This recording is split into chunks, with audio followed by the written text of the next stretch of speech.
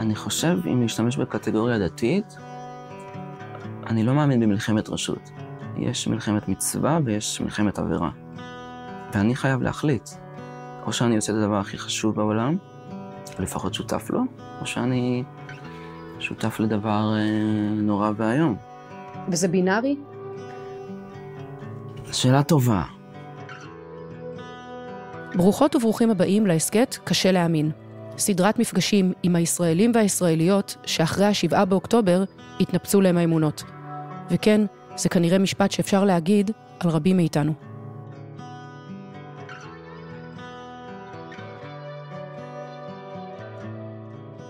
שלום אריאל. שלום.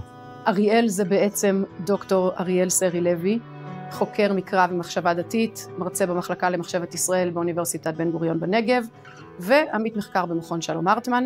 אריאל, בעצם הוקפצת למילואים כמעט מיד עם פרוץ המלחמה, וכמה ימים שירתת?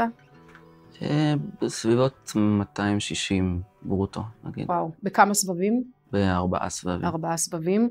כחובש קרבי, בגדוד שריון, בגבול הצפון, בעוטף ובמרכז רצועת עזה. כן. בתקופה הזאת כתבת בפייסבוק מעין יומן מלחמה, שבשבילי, ואני מניחה שלא רק בשבילי, הפך להיות ממש מעין הצצה לתוך הדבר הזה שנקרא מלחמה, מהעיניים של בן אדם מן השורה, שנקרא מהחיים הרגילים שלו לתוך שדה קרב, פשוטו כמשמעו. זה, אם יורשה לי לומר, זה מבט מפוקח, לפעמים מצחיק, לעתים יותר קרובות הוא לופת, של איך נראית המלחמה, או בכלל מלחמה, מקרוב. אתה יודע, אני לא רוצה להשתמש בפרזות גדולות, אבל הטקסטים האלה שכתבת, שאני מקווה שמתישהו יצאו כספר, בעזרת השם. זה ממש מתקרב לטקסטים שאני זוכרת שקראתי, כמו במערב אין קול חדש, או כל מיני כאלה שממש בשבילי היו סוג של eye openers כאלה, של מה זאת מלחמה בכלל, איך נראה הדבר הזה.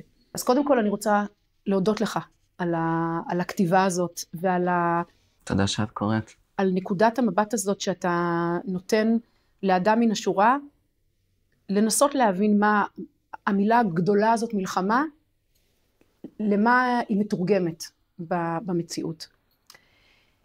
בוא נתחיל, נחזור אחורה קודם כל, נחזור לסוג של נקודת התחלה, שבשביל כל גבר ישראלי שמשרת במילואים, זה בעצם השירות הסדיר. כן. ובשירות הסדיר שלך יש איזה טקסט שלך שקראתי, שבו אתה מספר כמה בעצם היית לא חייל טוב, סוג של לא יוצלח כזה. כן.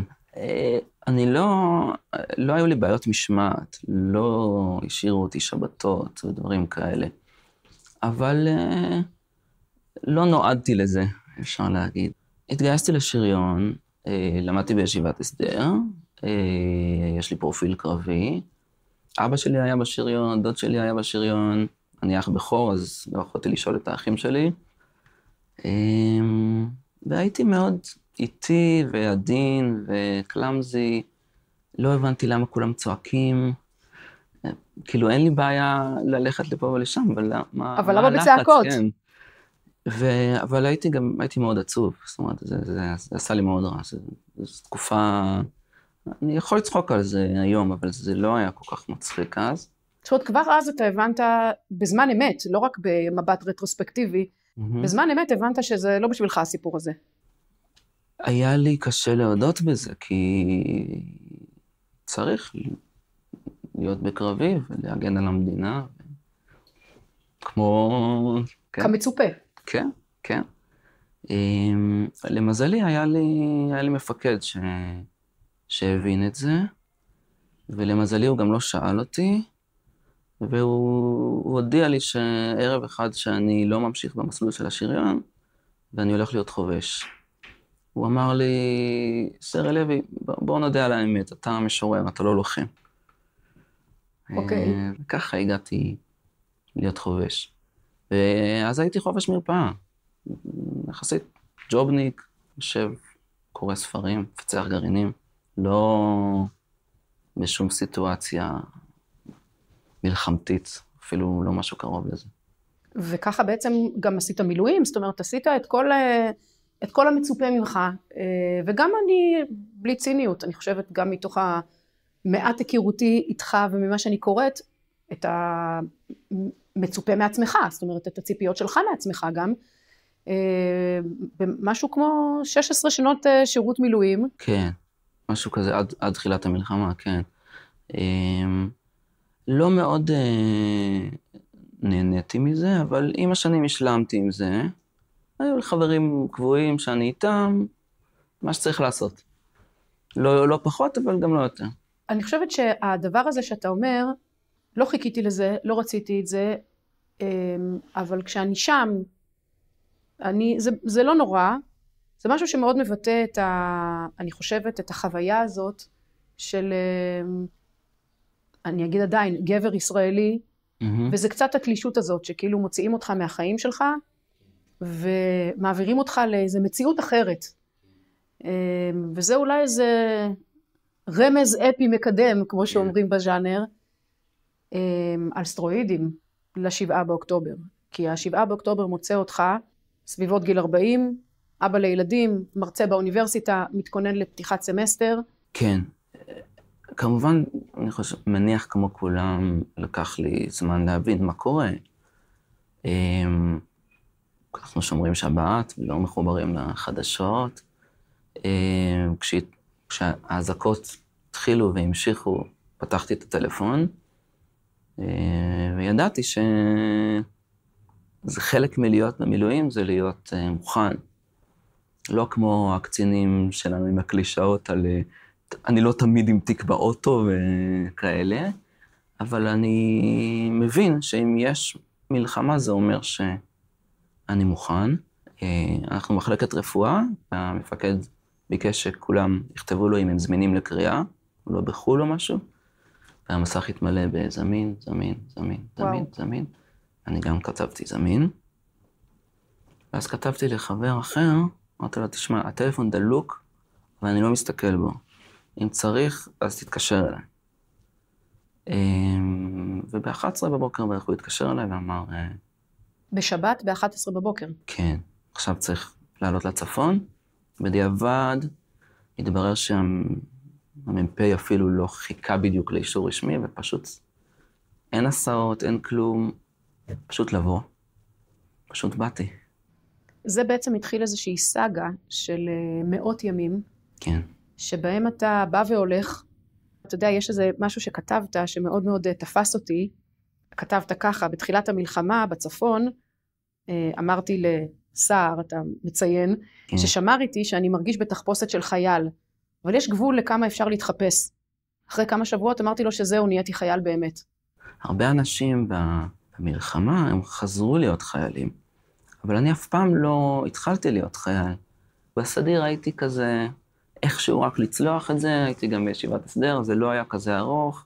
המילואים היו איזה מין משהו תלוש מהחיים כזה שאפשר, הוא מספיק קצר כדי להתייחס אליו בהומור, ופתאום אני מוצא את עצמי בתחפושת, אבל הזמן עובר ועובר, ואנחנו שם, זה מפחיד ומסוכן, וזה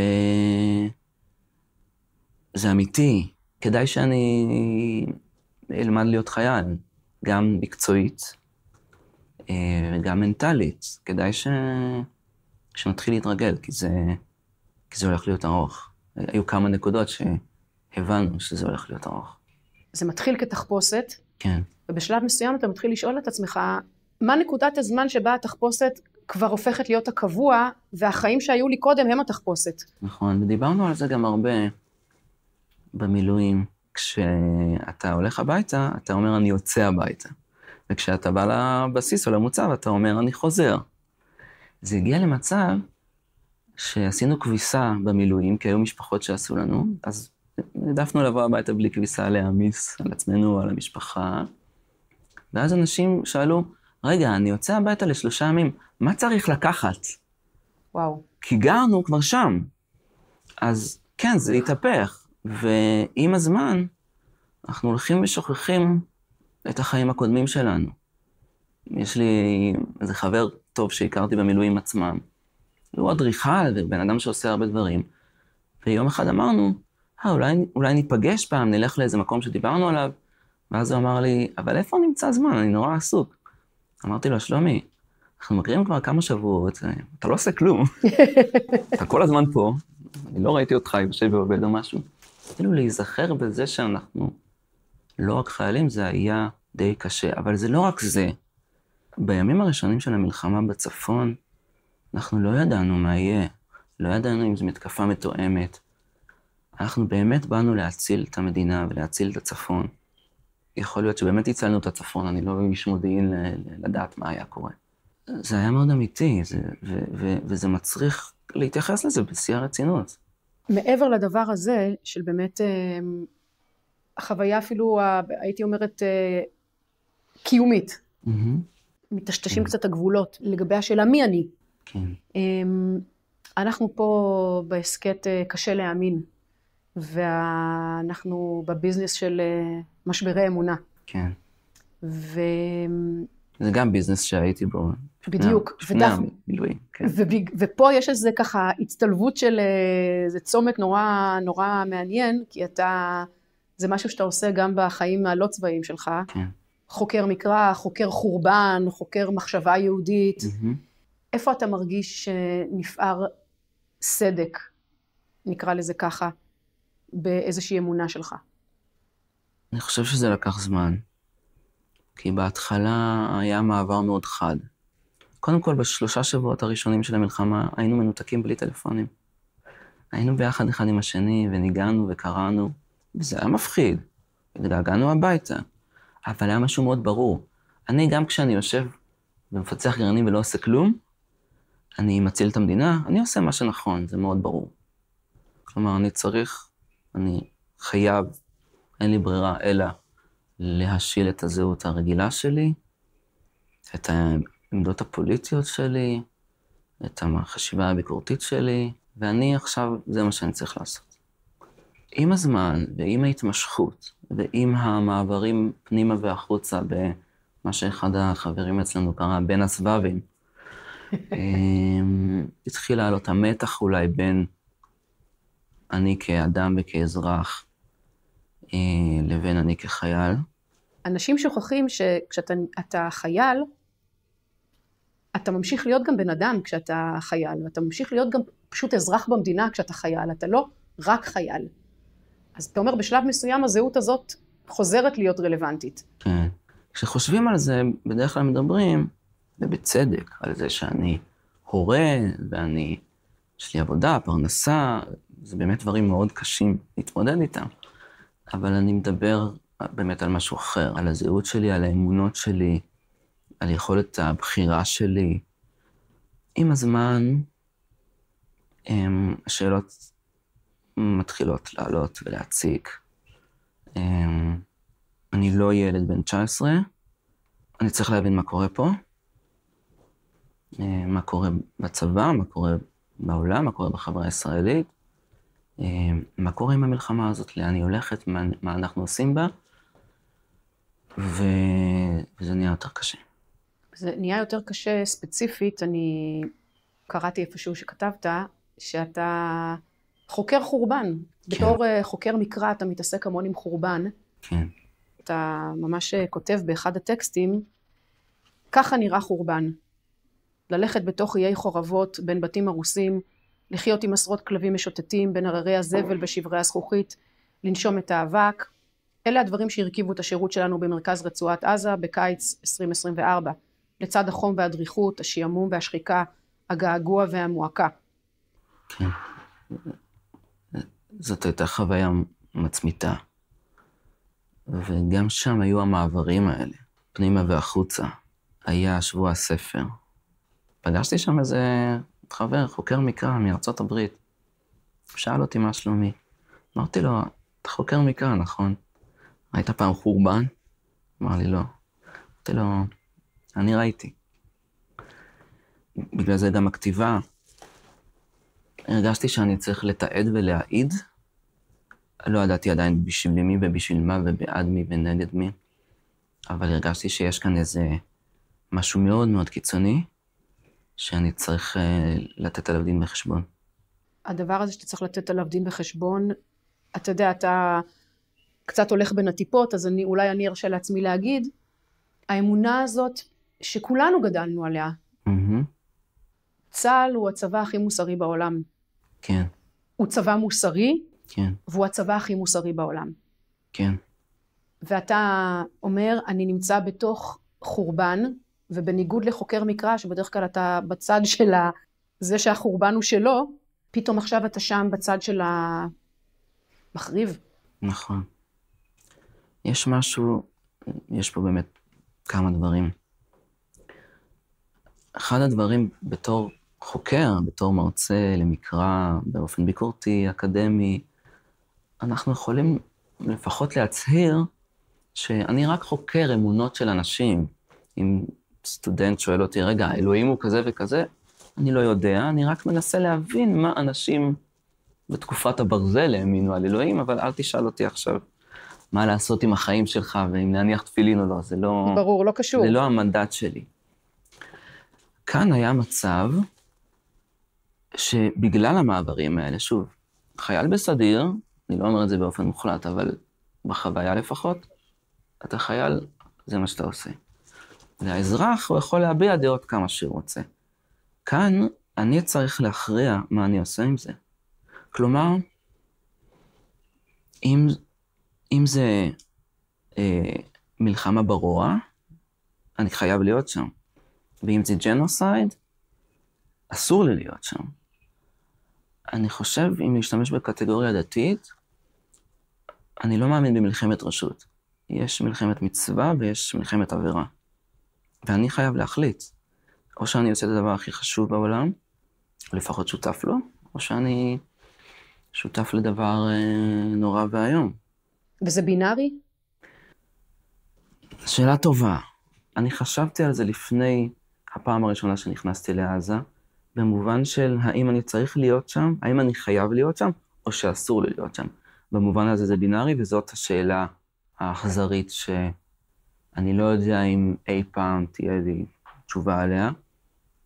וזה בינארי מבחינת השיחה שכן מתקיימת, זה בינארי. בהתחלה שמעתי את הקולות שאומרים זה ג'נוסייד, זה רצח עם. היה לי ברור, ועדיין ברור לי, שזה לא נכון. זה לא ג'נוסייד, זה לא רצח עם. אפשר להמשיך. עם הזמן, שאלתי את עצמי, אוקיי, ואם זה לא ג'נוסייד, זה אומר שכל מה שקורה שם הוא הגיוני, הוא הכרחי, הוא מוסרי. אני חושבת זה הדבר המרכזי פה, בגלל שאתה אומר, יש איזושהי הכרעה בינארית, או שאני חייב להיות שם, או שאסור לי להיות שם. אתה הכרעת בהכרעה הבינארית הזאת, הכרעת שאתה שם, היית שם, כן. וגם בכתיבה שלך אתה אומר את זה כל הזמן, אני גאה בהתייצבות שלי, אבל המרחב, ברגע שאתה שם כבר, פה יש דברים שהם לא בינאריים. פה יש מנעד שלם של סיטואציות ושל דברים שקורים, שאתה כאילו פותח בכתיבה שלך ובעיסוק שלך, אתה כאילו, אני מרגישה, פותח את הפתח הזה, מאיר את הנקודות החשוכות האלה ואומר, חבר'ה, פה זה לא בינארי, על זה צריך לדבר. אני רוצה לחזור למה שאמרת על משבר אמונה. המשגה האחרת ששמענו לא מעט זה התפכחות. זה נשמע דומה, אבל זה מאוד שונה. בהתפכחות, אני אומר, כל מה שחשבתי עד עכשיו באופן מוחלט היה שגוי, ועכשיו אני חושב באופן מוחלט את הדבר ההפוך. אין שם יותר מדי דילמה, יש שאלה, רגע, ועד עכשיו סתם היית אידיוט, כאילו, אבל אוקיי, אולי. הייתי עיוור ועכשיו נפקחו לי העיניים. כן, לכאן או לכאן, לא משנה. משבר אמונה זה משהו מאוד שונה. זה תמיד דבר הדרגתי. אני חוקר מקרא ואני מרצה למקרא. ואני רואה אנשים ששואלים את עצמם, רגע, התורה, אלוהים כתב אותה, אלוהים לא כתב אותה, יש סתירות. זה תהליך הדרגתי. והרבה פעמים הספקות היו שם עוד לפני. וגם כאן, זה לא שביום אחד פרצה המלחמה וכל מה שהאמנתי נשבר. זה דבר הדרגתי, אבל המשבר הוא כן מעצים, אולי חושף דברים, מחמיר. והדבר השני, אם אני אומר שיש לי משבר אמונה, אני אומר שבאיזשהו מקום אני עדיין רוצה להמשיך ולהאמין בזה. והשאלה היא מה יקרה אחרי המשבר. אני לא מוכן עדיין לנטוש את האמונה הישנה. למרות שהרבה אנשים אומרים לי לעשות את זה. מה, אתה עדיין חושב מתי תצטרף אלינו ותבין מתי תתפכח? כן, הרי אתה בעצמך אומר. ואני אומר כי שמעתי את זה לשני הכיוונים. זה לא שחשבתי שצה"ל זה תכלית המוסריות, אבל הייתה לי איזו אמונה בזה שיש שאיפה כזאת, אמונה בזה שיש קווים אדומים, בזה שאנחנו מנסים לצמצם את הדברים הלא טובים שהוטל עלינו לעשות. אז בוא באמת ככה, עם כל הרגישות המתבקשת, איפה המקומות שבהם הרגשת שמאתגרים את היכולת שלך להמשיך להאמין באקסיומה הזאת, שצה"ל, מי זה צה"ל? זה אנחנו. כולנו צה"ל. לכן אני אומרת, אנחנו פה לא מאשימים מישהו, צה"ל זה אנחנו. הוא הצבא הכי מוסרי בעולם. אם אתה יכול, כאילו, אם אתה מוכן לשים על השולחן את המקומות האלה שהתחילו לאתגר את האמונה הזאת שלך. אני זהיר. לא כי אני מפחד, למרות שאני קצת מפחד, אבל אני לא רוצה להגיד דברים שאני לא יכול לחתום עליהם, ואני אומר את זה גם מבפנים, כלומר, כן, כשותף באיזושהי רמה. רוב הלוחמים שנכנסים לעזה לא הורגים אף אחד. הרוב. והם לא מבינים על מה מדברים. רוב ההרג מתבצע על ידי טייסים, שלא רואים את מי הם הורגים. החשבון האישי שלהם אני לא אעשה בשבילם. החשבון החברתי אנחנו צריכים לעשות אותו. הרגנו אלפי ילדים. אין לנו אפילו דיון, אוקיי? אני לא חושב שבאנו כדי להרוג ילדים. אבל זה דבר שקורה. שוב, אני לא אומר שאפשר להגן על מדינת ישראל בלי להרוג אף ילד אף פעם. הלוואי, זה לא אפשרי. זה לא אומר שכדי להגן על מדינת ישראל, בהנחה שזה אכן מגן על מדינת ישראל, אני מוכן להרוג. אולי את כל הערבים? אולי גם בישראל? אולי אנחנו כבר שומעים שצריך לעשות בג'נין כמו בעזה. אולי גם ביפו כמו בג'נין? אז מה? יש טובים מוחלטים ויש רעים מוחלטים? זה מתיר הכל? זאת הדרך היחידה? הגענו גם להסכמי שלום עם הרוע המוחלט. אני חושב שההגדרה הזאת, הרוע המוחלט, היא... אין הרבה דברים מוחלטים בחיים. חמאס הם רעים, אוקיי? רשעים איומים ונוראים. כל עזה זה חמאס. אנחנו אומרים שרק יחזירו את החטופים היו הפגנות בעזה נגד חמאס. רגע, אז לא כל עזה זה חמאס. המציאות יותר מסובכת, וכמו שאנחנו לא רוצים שיאשימו אותנו בכל דבר שהממשלה שלנו עושה, שכל יהודי, או לא יודע איזה קבוצה, אנחנו גם לא יכולים להתייחס ככה לקבוצה האחרת. גם על סדום, אברהם שאל, רגע, בואו נבדוק. אולי לא כולם רשעים. והייתה בדיקה, היה צדיק אחד, והוציאו אותו. חיילים שאולי יצפו בשיחה הזאת, הם יגידו, על מה אתה מדבר? אתה יודע כמה אנחנו נזהרים, לא לפגוע, ולהרחיק את האוכלוסייה, וזה גם נכון. לא מעט פעמים הרגשתי, במעברים האלה, בין הפנים לחוץ, הרגשתי שהדיבור בחוץ הוא אפילו הרבה יותר אלים מאשר הדיבור בפנים. ברגע שיש לנו הרבה אנשים רציניים, מכל השכבות של הציבור, כולל מנהיגים, רבנים, חברי כנסת, שרים, שאומרים דברים כאלה, קשה לי מאוד להגיד שאני לא שותף לג'נוסייד, אני לא שותף לג'נוסייד. קשה לי מאוד לטעון את זה כשאומרים לי, אבל השרים בממשלה שלך אומרים שזה לא בני אדם ושאפשר להרוג את כולם. מתי בדיוק הדבר הזה קרה? מתי הדבר הזה קרה שאנחנו מסתכלים על ילדים ואומרים שהם לא בני אדם? פספסתי כביכול את לא הודיעו לי על זה, שהם הפסיקו להיות בני אדם. אין דבר כזה להפסיק להיות בני אדם. אני יכול להבין רגשות של כעס ושל שנאה ורגשות נקם. זה רגשות. אומרים לי, איך אתה מרחם על הילד הפלסטיני? אף אחד לא ביקש ממך לרחם עליו, והרגשות שלך לא מעניינים אף אחד. ביקשו ממך לא להרוג אותו. יש פער בין לרחם על מישהו לבין להרוג אותו בלי למצמץ. יש טווח די רחב. ושוב, לא יכולה להיות מלחמה בלי פגיעה בחפים מפשע. אנחנו מבינים את זה. אבל זה לא בינארי, זה לא שאם יש מלחמה, אז הכל מותר.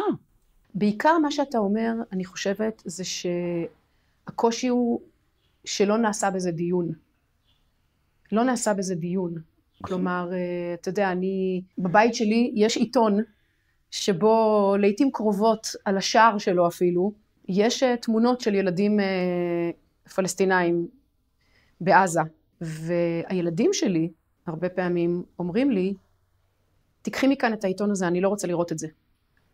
ואני אומרת להם, תשמעו, יש מלחמה, והמלחמה, לפחות השלבים הראשונים שלה, הייתה מוצדקת, אבל יש לה מחירים, ואנחנו צריכים להישיר מבט למחירים האלה, ולדעת אותם, ולשאול את עצמנו, לקיים דיון, בוא נקיים דיון בשאלה הזאת, וזה בעצם מה שאתה אומר, אתה מרגיש שהדיון הזה לא נעשה. יש לנו שני נושאים לדיון על מחיר המלחמה. אנחנו יודעים שלמלחמה יש מחיר. דיון אחד הוא על החטופים. אוקיי, אנחנו רוצים להכריע את חמאס, להבטיח את ביטחון ישראל. אמרנו לעצמנו תקופה שזה לא סותר והמלחמה תחזיר את החטופים. אנחנו לא שם, נכון? אז אנחנו בדיון, דיון נורא והיום, האם זה שווה את זה? כשבגדול הממשלה וחלק מהציבור אומרים, אוקיי, זה שווה את זה, בניסוחים הכי מפותלים או לא מפותלים, וחלק מאוד גדול מהציבור אומר, לא, זה לא שווה את זה, זה דיון. יש לנו עוד דיון, והוא על הנטל. המילואימניקים אומרים, כולל אותי, אנחנו קורסים, כלכלית, נפשית, משפחתית, ויש פה ציבור שלם שלא מתגייס, גם על זה יש דיון. הממשלה אומרת, זה מחיר, כלומר, ברור שזה מחיר לגייס את החרדים, גם על זה יש דיון. יש דבר אחד שאין עליו שום דיון, וזה כמה אלימות אנחנו מוכנים להפעיל. יש כאן שני צדדים שאין לי כל כך שיחה איתם. צד אחד אומר, החברה הישראלית היא חברה אלימה, אכזרית, כובשת. זאת הציונות, זה קולוניאליזם, זה כיבוש, זה ג'נוסייד, ולכן הדבר היחיד שאפשר לעשות זה לנסות להפעיל לחץ בינלאומי על ישראל, כדי שהדבר הזה יפסיק, כמובן לסרב, וזאת עמדה מסוימת, והיא בעצם אומרת, אין שום אלימות שאני מוכן להפעיל למען המלחמה, כי מראש זאת מלחמה לא לגיטימית. והצד הזה הוא לא במשבר אמונה, כי הוא אומר, הדבר הזה שצה"ל הוא צבא מוסרי, זה תמיד היה שקר, נכון. ועכשיו השקר הזה נחשף נכון. פשוט יותר. נכון, ומה שהאנשים האלה אומרים לי זה, שוב, מתי תבין, מתי תתפכח. ראיתי היום מישהי שכתבה, עד מתי תמשיכו להתייצב, כאילו חבורת מסוממים. כלומר, אתם מובלים, אתם עדר, אתם חבורת גברים שבשביל החבר'ה אתם מוכנים לעשות כל דבר. זה מאוד להם. עכשיו, אני לא אומר את זה בזלזול. אני לא אומר, אני מורכב האמת אצלי. גם כי אני לא חושב שמורכבות היא דרך האחדות לאמת, וגם כי אני לא יודע אם האמת אצלי. אבל זאת עמדה. ועמדה אחרת אומרת, אני מוכן למלחמה בכל מחיר. אז גם איתה אין דיון. בעצם, המגבלות היחידות על הכוח שאנחנו מוכנים להפעיל, הן מגבלות חיצוניות. האם יש לנו מספיק חיילים? האם יש לנו מספיק תחמושת? האם האמריקאים יתמכו בנו? איך זה נראה הסברתית? אוקיי, הרגנו כמה ילדים בהפצצה מהאוויר, באוהל עקורים שעלה באש. זה קרה. עכשיו, אני אפילו לא שומע את האמירה, זה מאוד מצער, נבדוק איך זה קרה. אפילו, זה היה פעם אולי, אפילו זה כבר לא קיים. אני שואל את עצמי, האם יש משהו שאנחנו לא נעשה, כי אנחנו נגיד, את זה אנחנו לא עושים. נניח שהרגנו 18,000 ילדים, נניח שהרגנו 1,000 ילדים. לא רוצה ויכוח על מספרים, אוקיי? ונניח שהרגנו 1,000 ילדים ולא הייתה לנו ברירה. האם יש מספר כלשהו שאנחנו נגיד, אוקיי, שוב, לא אסטרטגית, לא להגיד, אוקיי, זה לא יעזור, זה לא יקדם, אלא להגיד מוסרית. את זה, אני לא מוכן לעשות, גם אם זה יביא את החטופים, גם אם זה יכריע את חמאס לנצח, ויביא אושר ואושר לכל הדורות. את זה אני לא מוכן לעשות. אני לא חשבתי שאנחנו מדברים על לגרש את תושבי עזה. אולי הייתי תמים.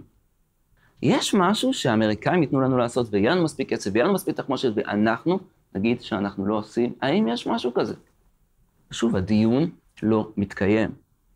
וכשמישהו מדבר על זה, בסדר, עברתי מה שעברתי, זה לא הנושא, אבל באתי והתייצבתי. זה לא מפריע לאנשים להטיל ספק בנאמנות שלי לעם ישראל ובשפיותי, כשאני רק שואל את השאלה, האם יש מחיר שלא נסכים לשלם. נניח שלהרעיב 2 מיליון אנשים, זה יחזיר את החטופים. זה מותר לעשות דבר כזה? זה בסדר? כלומר, אנחנו מוכנים להיות חברה שעושה דבר כזה, אנחנו מוכנים להיות בני אדם שעושים דבר כזה. וזה לא רק אנחנו כחברה, אתה אומר, בסוף זה גם אני שם.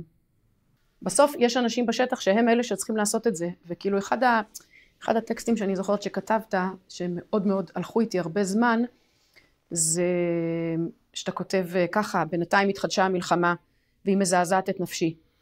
כמו כל מה שקורה עכשיו, כל הדברים הרעים. אני יצאתי מעזה בקיץ אחרי שבועות ספורים שם, אבל המלחמה לא יצאה ממני. המשכתי לחשוב, המשכתי לכתוב, מעט בחוץ, הרבה בפנים. הכל בוער, כל מילה, ואפילו כל שתיקה, גוררות זעם ואלבון. אני פושע מלחמה, אני בוגד, אני משתף פעולה, אני הירא ורך הלבב, אני הכחשה, אני עלילת דם. כאילו, כל הדברים האלה שאנשים אומרים משני הצדדים את כל האמירות עם סימני הקריאה, הכל על הראש שלי. אני רוצה להגיד על זה משהו. מה הסיפור שבו בני ישראל הופכים לעם? בתחילת ספר שמות. והראשון שמגדיר אותם כעם זה פרעה. והוא אומר, העם הזה זה האויב הפנימי. וצריך להרוג אותם כשהם קטנים. כי הם יגדלו להיות האויבים שלנו. ויש גם שיטה לעשות את זה. מה עושות המילדות? יש דיונים הן מצריות או עבריות, אבל אני חושב שהן מצריות מכל מיני סיבות ששייכות למקצוע האקדמי שלי. שכן, שבשבתך כחוקר מקרא. הן מסרבות. הן נותנות לו איזה תירוץ, אגב, תירוץ מאוד מתוחכם, הן אומרות לו, תקשיב, אתה יודע איך זה העבריות, הם לא כמונו, בני אדם, כמו חיות. פוף, יולדות, לא הגענו, לא הספקנו, נותנות לו איזה תירוץ שרוכב על זה שהוא בעצמו לא כל כך חושב שהם בני אדם, לכן זה משכנע אותו, אבל הן מסרבות. לא, נגיד, עם ישראל הצליח לשרוד בזכות סרבנות, אבל הייתה שם סרבנות. בת פרעה מסרבת, בת פרעה הולכת ורואה ילד עברי ומצילה אותו. אז אומרים סרבנות זה קו אדום. אני לא קורא לאנשים לסרב, אבל אני לא יכול לקרוא באופן גורף לאנשים לא לסרב. אם אני מקבל פקודה רגילה, כן, תגיע לפה, תהיה שם, פה האמבולנס ופה הנגמש פינוי, ואתה מחכה פה. זה לא דגל שחור, כן, ואני חושב באמת שרוב החיילים בעזה הם לא ראו דגל שחור. הם היו חלק קטן מסיטואציה שחשובה ודחופה, ואז באמת סרבנות היא קו אדום. אבל למה היא קו אדום? כי יש עוד קווים אדומים, ויש לי איזשהו אמון בזה שמישהו שומר על הקווים האדומים האלה. סרבנות זה קו אדום כשאני יכול לסמוך על המפקד שלי ועל המפקד שלו ועל שר הביטחון ועל הממשלה. וברגע שזה לא המצב, אז שוב, אני לא קורא לסרבנות, אבל אני לא יכולתי יותר להתחבא מאחורי זה שסרבנות זה קו אדום. הייתי צריך להתמודד עם זה שאנשים אמרו לי, אתה משתף פעולה עם פשע מלחמה, ואני צריך להתמודד עם זה. ואני שם, אני שם. ואני שם. זה צד אחד. עכשיו, הצד השני אומר לי, אתה מחליש, אתה מערער. בלי אמונה בצדקת הדרך, איך אנחנו נשרוד את כל הדבר הזה? וזה גם נכון, זה נכון. למדנו על הירא ורך הלבב, בחוק המלחמה בספר דברים, שהוא צריך לשוב הביתה ולא להעמיס את לבב אחיו, והייתי בסיטואציות שאני יושב בגבול לבנון, וכותב פוסט שאומר, חברים, המילואים בקריסה. הפוסט מקבל אלפי שיתופים, ומתקשרים אליי מכל רשתות הטלוויזיה, אומרים לי, אתה יכול להגיע היום לאולפן, נשלח לך מונית? אומר, מונית מאיפה? מגבול הצפון. אני פשוט עולה לשמירה, ואז אני צריך לוודא ואז פונים אליי מרשתות זרות. מה אני עושה? אני מספר לאויב שאנחנו בקריסה, ובא אליי אחד הקצינים שאני מאוד מעריך ומכבד. הקצין הזה אמר לי, אני מכבד אותך, אני אפילו מסכים איתך על הרבה דברים, אבל האנשים שנמצאים פה, זה שנוהג באמר, וזה שפרמדיק, וזה הם פה עכשיו, עם כל הקושי, שבסבב רביעי.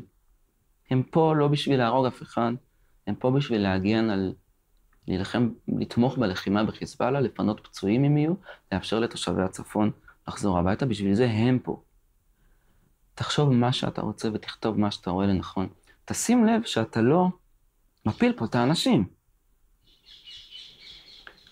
זאת האשמה רצינית, אוקיי? לכן אני אומר, אני הירא ורך הלבב, אני פושע מלחמה. אני שאלתי את עצמי ואני ממשיך לשאול את עצמי, אולי הם צודקים. וזה המשבר. זה המשבר. חוסר להיות במקום שבו אני לא יודע מה התשובה. כאילו, אני חושבת שהאנשים האלה שאתה מתאר אותם עם סימני קריאה מהצד הזה ועם סימני קריאה מהצד הזה, הם לא נמצאים בשום משבר. השבוע, כשאנחנו פה יושבים, 10,000 אנשים מגויסים. צה"ל בינתיים שולח מילואימניקים בעיקר לצפון ותסדירים לעזה, ואז אנשים אומרים למילואימניקים שהוזעקו לצפון, תסרבו. כי אתם עוזרים, בזה שאתם באים, אתם מאפשרים לממשלה להרעיב את תושבי עזה ולהרוג את החטופים, תסרבו. באמת? נסרב להגן על יישובי הצפון כי צה"ל עושה פשעים בדרום? ומה אתם סירבתם לעשות? אני מסכן את החיים שלי בשביל מה שאני מאמין בו. אני לא מבקש שתמות, אבל איזה מחיר אתה משלם? אתה בדרך כלל לא משלם מחיר אישי, ואתה גם לא לוקח בחשבון, אתה מכחיש את המחיר הלאומי. כלומר, אנחנו עדיין צריכים צבא. כלומר, אחת הבעיות שהשמאל, ואני במידה מסוימת רואה את עצמי כחלק מהשמאל, אבל חלק מהטענה היא שהימין לאורך השנים מטפח את הגזענות והפשעים והכיבוש, ורוכב על איזה פחד. יכול להיות שזה נכון, אבל יש ממה לפחד. זה שאנשים מנצלים לרעה את הרוע של האויב, זה לא אומר שאין אויב והוא רע. אנחנו לא יכולים בלי צבא. שוב, אם בן אדם דורשים ממנו לעשות משהו שהפעולה עצמה היא רעה, כן, צריך לסרב, ויש רעיון כזה, יש תורה כזאת של מתי צריך לסרב, נכון? פקודה בלתי חוקית בעליל, כן. שדגל שחור מתנוסס. אני מצפה שאם אומרים למישהו לעשות משהו בלתי סביר ובלתי נסבל שהוא יסרב, שמעתי גם שהיו מקרים כאלה אגב, בעזה. אבל סירוב גורף, אנחנו פשוט לא יכולים לעשות את זה לעצמנו. ומהצד השני, אני כועס כי אני מרגיש שיש כאן ניצול של המחויבות שלי ושל הנאמנות שלי. צו 8 זה משהו שכל מילואימניק יודע שהוא יכול להגיע. כל האימונים דיברנו על זה. מוכנים ליום פקודה. יום פקודה הגיע ובאנו. קודם כל, בפעם החמישית זה לא בדיוק צו 8. כלומר, לקחתם משהו שהוא שמור למצב הכי קיצוני שיש בחיים, ואנשים עזבו את הדברים הכי חשובים להם בחיים, והסכימו לתת הכל, כולל את החיים שלהם כמובן, אבל אתם גם מנצלים את ההתייצבות שלי. המדינה לא יכולה אפילו להגן עליי ממעצר בחול, אוקיי? אפילו ברמה התועלתנית. אולי אני לא פושע מלחמה, אבל הרבה אנשים והרבה מדינות בעולם חושבים שאני פושע מלחמה, יש להם סיבות, וכשהם אומרים את זה, אנחנו לא אומרים, אוקיי, מה יכולנו להגיד? יכולנו להגיד, אוקיי, בואו נסביר לעולם למה אנחנו לא פושעי מלחמה, ובואו נוודא שאנחנו לא פושעי מלחמה, ונהיה כמה שפחות פושעי מלחמה. במקום זה אנחנו אומרים, למי אכפת מהאנטישמים האלה? כלומר, אתם משתמשים בנאמנות שלי וברצון שלי לא לפרק את הצבא, וברגע שאני רק אומר, שנייה, אבל אולי נחשוב על זה רגע? אני אפילו לא אומר נחשוב על זה רגע. אני מספר סיפור. מהחוויה שלך. כן? אתה היית שם. כן. אתה ראית שם. אני נמצא בגן ילדים חרב. ואני חושב על הילד שלי ועל גן ילדים שלנו. זה הסיפור. זה סיפור חזק, זה אחד הפוסטים החזקים שלך. אבל למה לא כתבת שגן הילדים הזה שימש לטרור? תגידו מה? אנשים אומרים לי, שכחת את 7 באוקטובר. איפה היית כשהנוח'בות אנסו אותנו? הייתי בימ"ח, חתמתי על M16, איפה אתה היית? אני יושב עם חבר בצבא, שנינו עם נשק, ועם אפוד קרמי וכל מיני דברים שעד המלחמה לא כך ידעתי מה הם, כי הייתי ג'ובניק, ואנחנו מנהלים איזה ויכוח פוליטי, השתדלתי שלא, אבל מתישהו זה כבר עלה, והוא אומר לי, אבל תשמע, אתה צריך להבין שלפעמים אנחנו צריכים להפעיל כוח. אני אומר לו, אחי, אנחנו כרגע יושבים עם מדי צבא ו-M16 ליד טנק, אז כנראה שאני מבין שאנחנו לפעמים צריכים להפעיל כוח. אנחנו כרגע באמצע להפעיל כוח, סבבה? אבל יש לזה גבול, יש לזה הצדקה, יש לזה מטרה. אין על זה דיון. אפילו הטלת ספק, אפילו לראות את התמונה של הילד הפלסטיני, לראות את התמונה. זה כפירה, זה אסור. אתה מחליש, אתה בוגד, אתה תומך חמאס. אני רוצה להתוודות בפניך על משהו. אפילו אני, באחד השבועות שבהם העמוד הראשי של העיתון הזה, שנוחת אצלי בבית בימי שישי, היה כל כולו תמונות, זה היה 7 בבוקר, אני קראתי את הדף הזה, שמתי אותו בצד, כדי שכשבני המשפחה שלי יקומו בבוקר, הם לא יראו את זה. למה? כי זה באמת היה קשה. זה באמת היה קשה. אני לא גאה בדבר הזה. ושבועות אחר כך, כשהיה שער דומה על יותר בקטן, לא עשיתי את זה. אבל אני מזדהה מאוד עם הזעקה שלך, ומצד שני אני יכולה למצוא בעצמי גם את המקומות שאומרים לפעמים, כל כך בא לי מטאפורית ולא מטאפורית, לקרוע את הדף הזה מהעיתון, לקפל אותו ולשים אותו בפח. לא לדעת, לא לראות, לא להיות במקום הזה. בזה שעשית את הסדרה הזאת, אז גילית לנו את דעתך, שכבר יהיה הזמן להתבונן בכל סוגי השברים, ושאין לנו רשות להתעלם. ובסופו של דבר, לרדוף אותנו. עכשיו, בסדר, יש אנשים עדינים, משוררים ולא לוחמים, בסדר? בוא נגיד, גם אם היה מחבל, רשע מרושע, שעומד לבדו, בלי שום ילדים, והיה צריך לראות בו, כנראה לי היה קשה לעשות את זה, בסדר? אוקיי. אבל לא על זה אנחנו מדברים. אנחנו מדברים על חורבן, מוחלט. אין לנו אפילו ניסיון לצמצם את זה. אנחנו לא אומרים, אוקיי, בואו נקים בית חולים שדה, אוקיי? בואו נחשוב איך לצמצם את זה. אחד הדברים שאנחנו שומעים בדיונים התקשורתיים עכשיו, זה הסיוע ההומניטרי כבעיה. כלומר, למה עלינו להעניק סיוע הומניטרי? כי אמריקאים, חוק בינלאומי.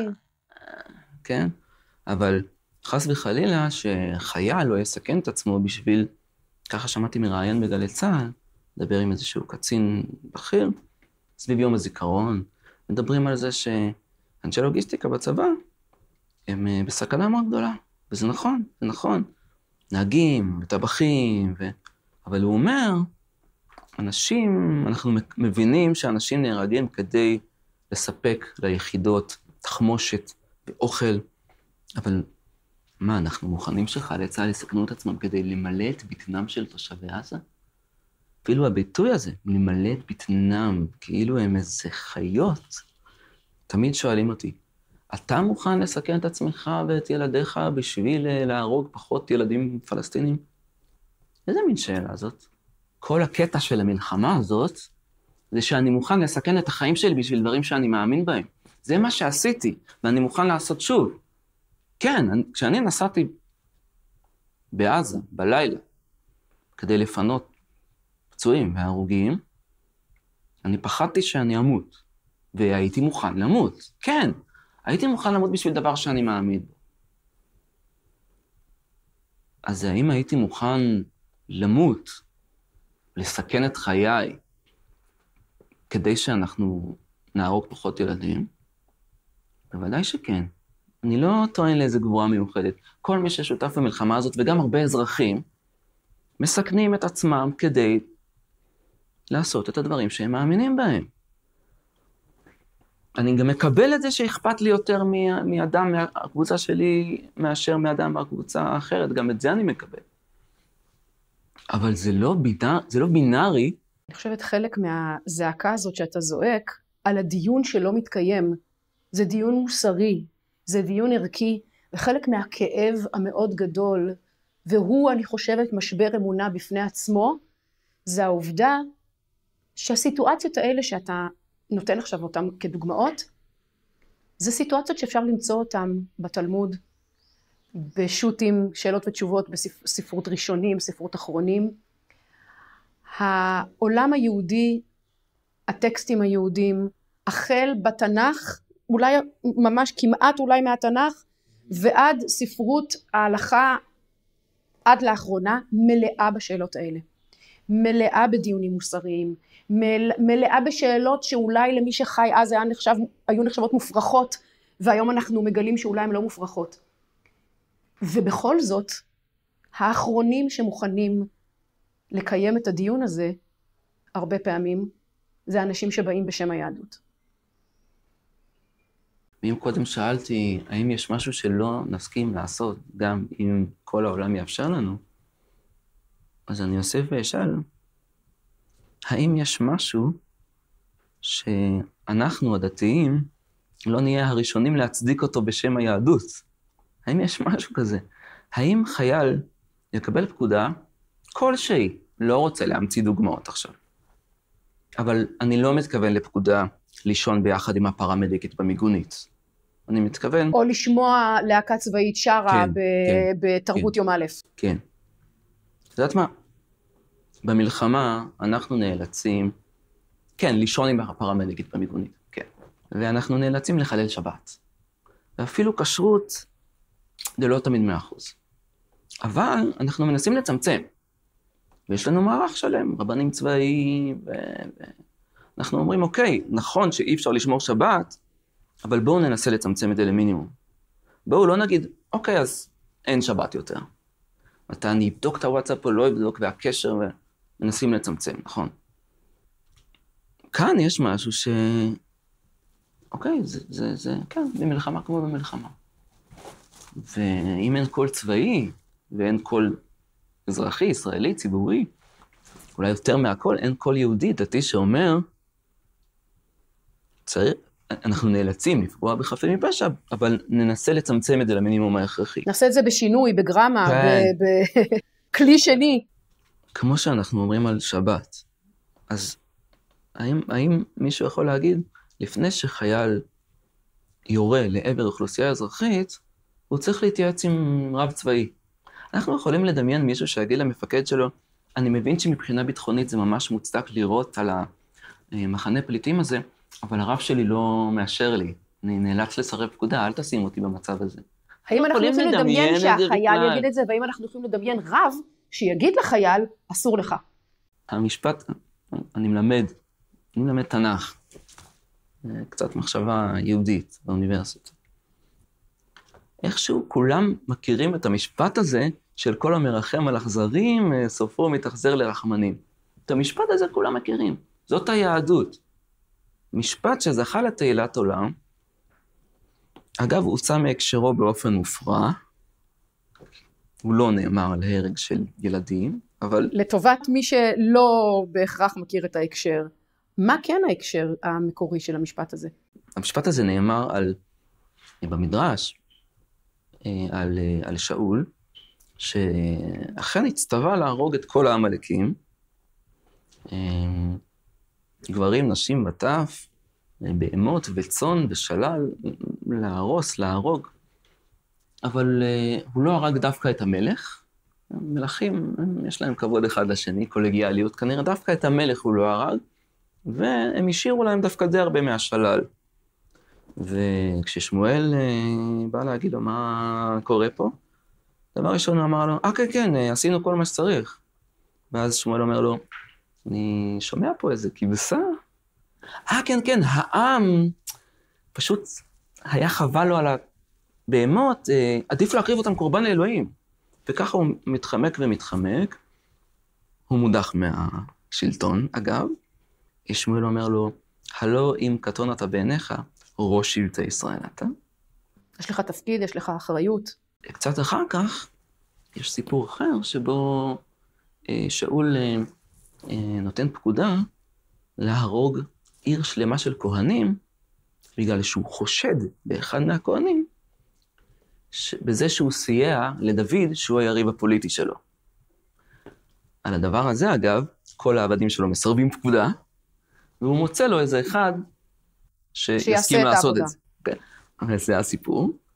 על זה אומר אחד החכמים, התחלת בללחם על אכזרים, בסוף גמרת להתאכזר לרחמנים. כן? זה מה שהרחמים שלך שווים. כנראה זה לא איזה רחמנות גדולה, אוקיי? זה פחות או יותר המדרש, אוקיי? אז זה לא הנקודה, יש עוד מדרשים. מי שרוצה למצוא בתורה הצדקות לכל הפשעים שבעולם, יכול למצוא. מי שרוצה למצוא הצדקות לדברים אחרים גם יכול למצוא. ואיכשהו הצליחו לשכנע אותנו, גם את השאריות של האנשים שמחפשים את הדבר השני, הצליחו לשכנע אותנו שהצד שמחפש את האכזריות, הוא הצד האותנטי, זאת באמת היהדות, ואילו הצד של, לא יודע, אנשים שאני יותר מזדהה איתם, שמחפשים איזשהו קול אחר, אנחנו בעצם שמאלנים שמנסים ללקט כמה פסוקים כדי להצדיק את השמאלנות שלנו. זאת באמת היהדות, וזה כל מיני דברים מבחוץ. בזה אני לא מקבל את הנחת היסוד הזאת. איכשהו הפשיסטים שלנו, שהם רק עושים ככה כי זאת ההלכה וזאת היהדות, די דומים לפשיסטים אחרים שלא למדו תנ"ך ויהדות, אז כנראה זה לא רק בא מהתנ"ך, אוקיי? גם להם יש דברים מבחוץ.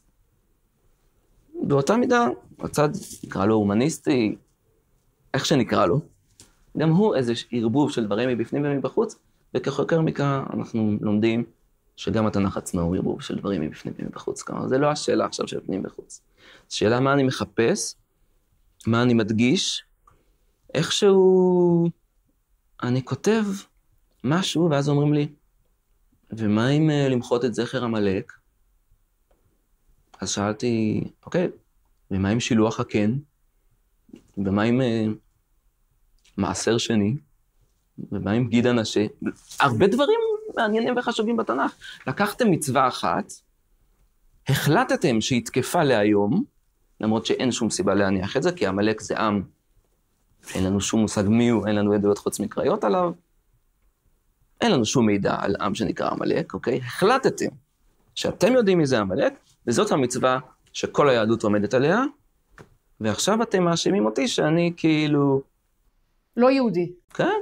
לא, אבל אני אומרת אפילו מעבר לזה, אני שמה בצד את הכובע של חוקר המקרא, ואני מדברת על אריאל, שאין לו כובע אלא יש לו כיפה, והיה תלמיד בישיבה, ולמד את כל הסוגיות האלה של שניים שהולכים במדבר וצריכים, אין מספיק מים בשביל שניהם ומה אתה עושה, והאויב שבא ומבקש להוציא החוצה מישהו מהעיר או שנהרוג את כל תושבי העיר, האם מותר להוציא אותו, אסור להוציא אותו, ואת השו"תים על פדיון שבויים ואת הרמב"ם על פדיון, זאת אומרת יש דיונים תלמודיים עמוקים, נוקבים בשאלות של מוסר יהודי, ובסוף כאדם דתי, אתה שואל את עצמך, האם כל העולם העשיר העמוק הזה מתכנס האם הנחתי תפילין בבוקר או לא?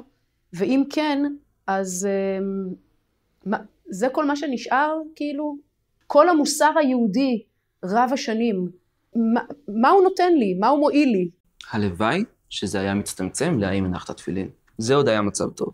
אנחנו בהאם אתה תומך ומשתתף, ולא מסתייג, ומנמק ומחזק, ושאם אתה לא עושה את זה, אתה לא יהודי.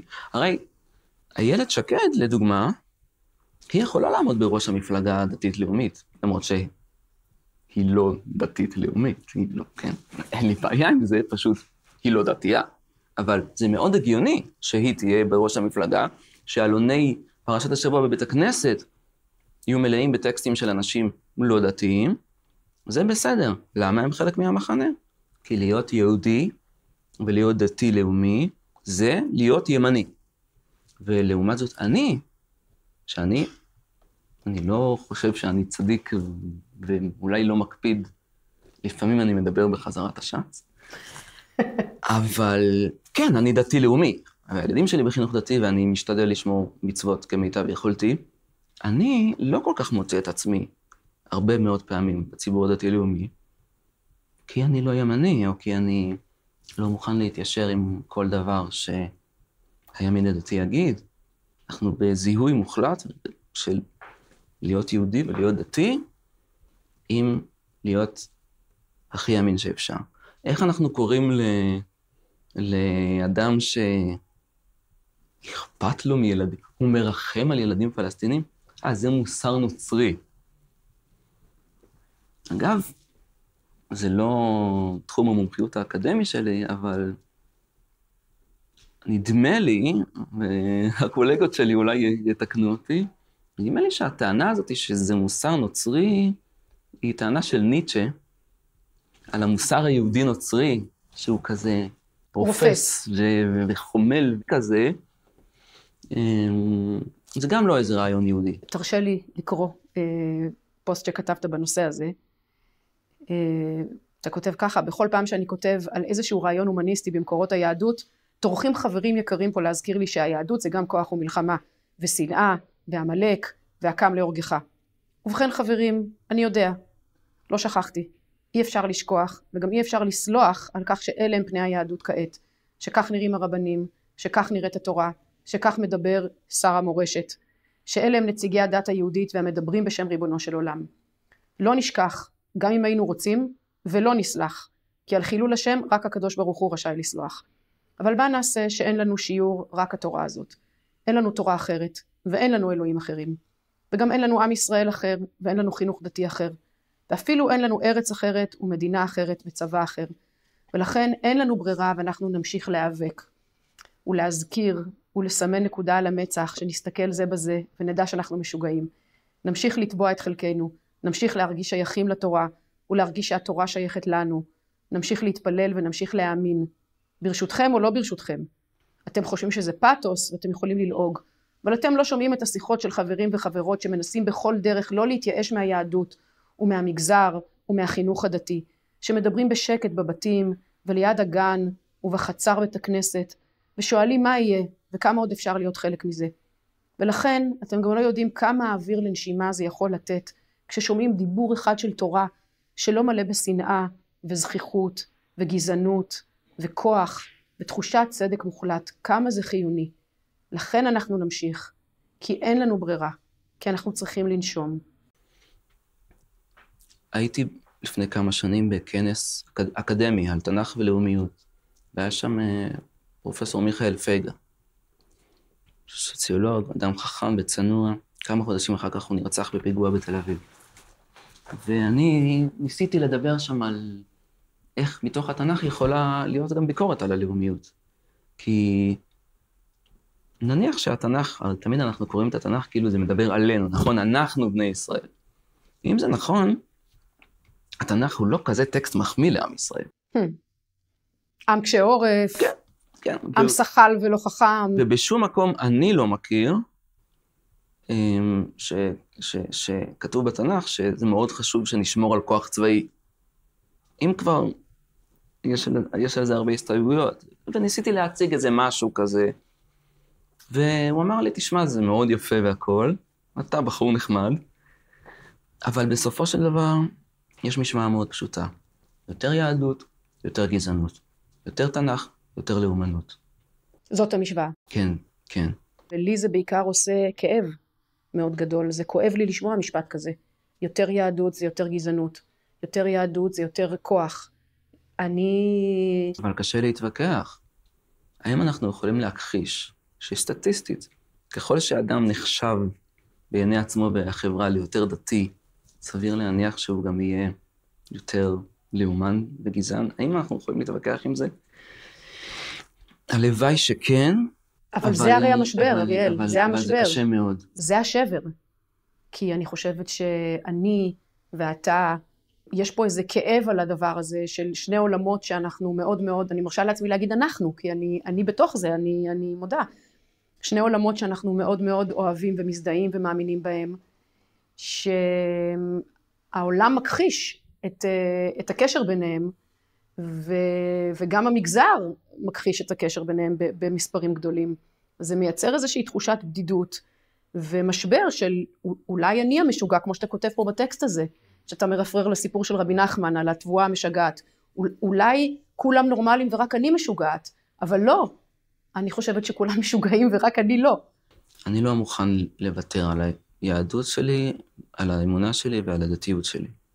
ואם מישהו יגיד לי שהדת זה מקור האלימות בעולם, עדיין כדאי להזכיר את העובדה ששני המשטרים הכי רצחניים בתולדות האנושות, הנאציזם והקומוניזם, לא היו משטרים דתיים. זה לא לקח אותנו למקומות טובים, אוקיי? הדת היא תופעה אנושית, מהותית ובסיסית, לרוב בני האדם בעולם, בכל תולדות ההיסטוריה עד עצם היום הזה. אוקיי? יש אנשים שהם מסוגלים לנהל חיים בלי דת ובלי אלוהים, אני מכבד את עמדתם, אבל זאת עמדה באופן אנושי, היסטורי, ביוגרפי. העמדה הזאת שאין שום כוח עליון שמנהל את העולם, היא עמדה די איזוטרית, כן? אני מכבד את האנשים האלה, יש לי כמה חברים כאלה. אבל... כמה מחבריי הטובים ביותר, כמו שאומרים. זה לא דבר שאני מוכן לוותר עליו. אני לא מדמיין את החיים שלי בלי זה, וזאת הזהות שלי, וזה העולם שלי, וזאת השפה שלי, וזאת המסורת שלי. בתוך הדבר הזה ומכוח הדבר הזה אני חי ופועל. אבל אני גם כן, אני במבוכה ובמשבר. כן. כן, אני קצת מטיף, כנראה, אבל לא כי אני חושב שאני יודע הכל, ואני מקווה שהבהרתי את זה, אבל יש דברים שאני לא מוכן לקבל. אמרנו, סרבנות זה קו אדום. בואו נזכר בעוד קווים אדומים שיש לנו. יהודי לא מגרש יהודי הייתה פעם סיסמה. אולי גם יהודי לא הורג ילדים, אולי יהודי לא יבוזז רכוש, אולי יש עוד דברים שיהודים מאמינים לא אמורים לעשות. איזה חינוך אנחנו נותנים לילדים שלנו? ושוב, אין לנו מערכת חינוך אחרת, ואני גם לא רוצה. אני לא עכשיו הולך להקים את הזרם התורני-שמאלני שיתקבלו אליו רק ילדים מבקה עם קסקט. בוא נגיד לקרוא לזה זרם, אולי זה יהיה טפטוף, זה לא יהיה זרם, בוא נגיד את האמת. זרם זה כנראה לא יהיה, ואני אגיד עוד משהו, אני לא מוכן לוותר על היהדות שלי, לא רק בשביל הדתיים, גם בשביל החילונים. ובשביל הגויים. והרי מה הרעיון של קידוש השם? מה לימדו אותנו בחינוך הדתי? מה עושים באוטובוס? למה קמים לזקנים באוטובוס? קידוש השם. כי אם לא נקום, מה, הדתיים לא קמים לזקנים באוטובוס? חילול השם. מה? אז אם מישהו דתי, הם מצפים שהוא יהיה מוסרי, נכון? אני אומר את זה כאילו בחיוך, אבל גדלנו על זה, כן, כן. זה בספר דברים, כתוב. כל העמים יסתכלו על התורה והם יגידו, וואו, רק עם חכם ונבון, הגוי הגדול הזה. אוקיי, אז גם בשביל מי ששואל את עצמו, והוא לא מתוך הציבור הדתי, מה נסגר עם היהדות הזאת? אנחנו צריכים לתת לו משהו, להגיד לו, יש גם משהו אחר. אבל אני רוצה לחזור, כן, לאנשים שבפנים, בתוך בית הכנסת. דיברנו על ההתקפות שאני מקבל בכל דבר שאני כותב. אני כנראה יודע להתנסח בכתב בצורה סבירה, וגם בעל פה. אני יודע לייצר מילים. אני מרשה לעצמי להגיד את זה, כי זה בערך הדבר היחיד שאני יודע לייצר, אוקיי? מן אנשים אומרים, אני לא איש דברים. אני במקרה איש דברים, אני לא איש מעשים. משורר ולא כן, חייל. כן, כמעט כל פוסט שכתבתי, מאמר שפרסמתי בעיתון כזה או אחר, אנשים פנו אליי ואמרו לי, תודה שאמרת את הדבר הזה. גם אני מרגיש ככה, ואני רוצה לדעת שאני לא לבד. תמיד יש מישהו שמקשיב. אולי לא נדע. אנחנו נותנים שיעור בבית כנסת, פוסט בפייסבוק, איזו סיטואציה בצבא, בוויכוח ברחוב, ופה אני כותב מאמר בכתב עת של מכון הרטמן, שנקרא מלחמה לא קדושה, ומדבר על זה שדוד לא הורשע לבנות את בית המקדש, כי הוא שפך דמים. ואני מקבל נאצות, וזה לא נעים. ובא אליי איזה ילד בבית כנסת ואומר, יישר כוח על המאמר, קראתי את המאמר. מישהו קם ואומר משהו, ומישהו אחר שומע ואומר, וואו, אני לא היחיד שהרגיש ככה. אני הרבה פעמים מרגיש לבד, אבל אני לא לבד. אז זה נותן אוויר, מישהו מחפש את הקול הזה. יש אוויר בתוך הסדק, אתה אומר. הסדק הזה שנפער, יש בתוכו הרבה מאוד דברים, אולי שברים של הכלי שנשבר, אבל יש בו גם אוויר. את יודעת את זה, ולכן את עושה את הסדרה הזאת, והרבה דברים אחרים שאת עושה. ואת בטח לא חושבת שבישיבת הממשלה יקרינו כמה פרקים והכל ישתנה, אבל מישהו מקשיב. ולכן אני אומר, אנחנו נמשיך. לא כי אני בדיוק יודע איך, ולא כי זה לא קשה, אלא כי יש פה יותר מדי דברים שאני פשוט לא מוכן ולא יכול לוותר עליהם ולחיות בלעדיהם. תודה רבה, אריאל, שפתחת לנו הכנסת אותנו לתוך הסדק הזה, לתוך משבר האמונה, ושגילינו ביחד שבתוך השבר, חוץ מכל שאר הדברים הקשים שיש שם, יש גם לא מעט אוויר. זה גילוי מאוד מאוד משמעותי. תודה רבה. תודה. ותודה גם לאלון יששכר על הבימוי ועריכת התוכן, לשלומית גולדין הלוי על התחקיר, לניר לייסט על ההקלטה ועריכת הוידאו, לשניר קציר על הצילום, למיכל אטיאס המפיקה שלנו, לאייל לויט מנהל הפרויקט ולדוקטור דוד רוזנסון מנכ"ל בית אביחי. אתם מוזמנים ומוזמנות להיכנס לאתר בית אביחי ולצפות בעוד פרקים ובעוד תכנים מעולים של בית אביחי.